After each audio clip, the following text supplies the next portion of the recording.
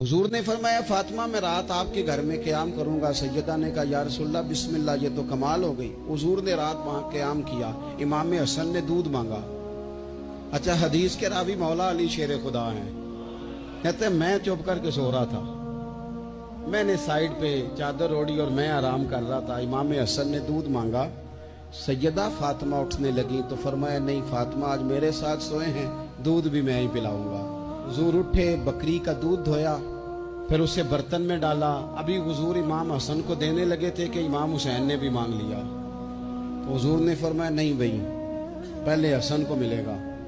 तो हजरत फातिमा रज़ी अल्लाह ताला अन्हा अर्ज करने लगी या रसूलल्लाह लगता है हसन से ज्यादा प्यार है। फरमाया नहीं फातिमा, प्यारे दोनों ही बड़े हैं, पर मांगा पहले हसन ने है ना, मांगा पहले हसन ने। फिर हुजूर फरमाने लगे, हजरत अली फरमाते, कहते हुजूर फरमाने लगे फातिमा तू भी, मैं भी, हसन भी, हुसैन भी, और ये जो सो रहा है। कहते मैं तो चादर ओढ़ी हुई थी ना। फरमाया फातिमा मैं भी, तू भी, हसनैन भी, और ये जो सो रहे हैं, फरमाया सारे मिल के जन्नत में दाखिल होंगे।